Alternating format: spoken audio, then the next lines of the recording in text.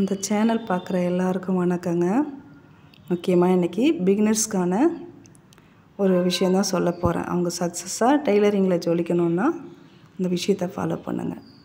First இப்போ தான் class போயிட்டுருக்கீங்க அப்படின்னா நான் சொல்கிறத கவனமாக கேளுங்க. அதாவது 1 மாதத்தில் டெய்லரிங் கற்றுக்கலாம், இல்லை 3 மாதத்தில் டெய்லரிங் கற்றுக்கலான்னு யாராவது சொன்னால் நம்ப வேணாம். நிச்சயமாக சாத்தியம் கிடையாது. இது குறைஞ்சது ஒரு 6 மாதமாவது நீங்கள் கற்றுக்கணும். புரியுதுங்களா? அதாவது எடுத்ததுமே ப்ளவுஸ் வெட்டி கொடுப்பாங்க, இல்லை சுடிதார் வெட்டி கொடுப்பாங்க.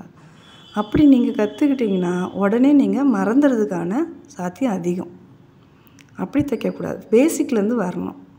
நம்ம சாதாரணமாக நெக் டிசைன், திறப்பு வகையெல்லாம் கற்றுக்கணும்.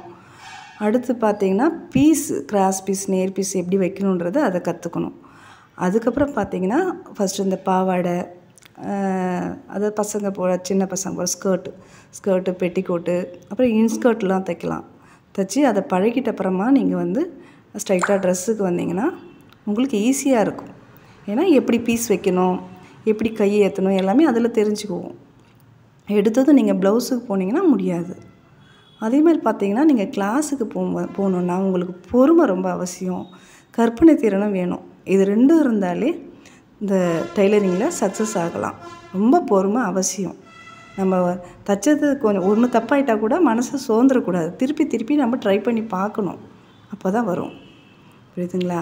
அடுத்து இன்னொரு விஷயம் என்னென்னா, நம்ம கிளாஸுக்கு போகும்போதே நம்ம வீட்டில் ஒரு மிஷினை வாங்கி வச்சுட்டு போகிறது இன்னும் பெட்ரு. நம்ம கற்றுக்கிட்டு நம்ம அப்புறம் மிஷின் வாங்கலான்னா அது நீங்கள் கற்றுக்கிறதே வேஸ்ட்டு. நம்ம கிளாஸில் என்ன கற்றுக்கிறோமோ அதை வீட்டில் ஹோம்ஒர்க் பண்ணி பார்க்கணும். நம்ம அங்கே தைக்கிறத மறுபடியும் இங்கே தைக்கும்போது நம்மளுக்கு மைண்டில் நல்லா ஏறும். அதாவது ஸ்கூல் பிள்ளைங்க ஸ்கூலில் படிச்சுட்டு வந்தால் வீட்டில் ஹோம்ஒர்க் பண்ணலையா, அந்த மாதிரி தான். நீங்கள் முடிஞ்ச வரைக்கும் ஒரு மிஷின் உங்கள்கிட்ட இருக்கணும். அப்போ தான் நீங்கள் கிளாஸுக்கு போகிறதுலே ஒரு நன்மை இருக்குது. பார்த்திங்கன்னா இப்போ நான் ஒரு ப்ளவுஸுக்கான டிப்ஸு தான் போட்டுட்ருக்குறேன். எப்படி தைக்கணும், இல்லை எப்படி ஷார்ட்கட்டில் கட் பண்ணணும், அப்படி தான் போட்டுட்ருக்குறேன். தொடர்ந்து நான் பிகினர்ஸுக்கு தேவையான பேசிக்லாம் போட ஆரம்பிப்பேன். என்னோடய சேனலை சப்ஸ்கிரைப் பண்ணி வச்சுக்கோங்க. அப்போ தான் நான் போடுற வீடியோ உங்களுக்கு சேரும்.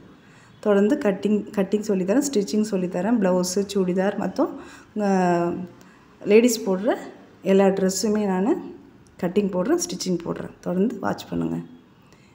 உங்களுக்கு இந்த வீடியோ பிடிச்சிருந்ததுன்னா லைக் பண்ணுங்கள், ஷேர் பண்ணுங்கள், முக்கியமாக கமெண்ட் பண்ணுங்கள். நான் சொல்கிறது சரியான்னு கமெண்ட் பண்ணுங்கள். பாய்.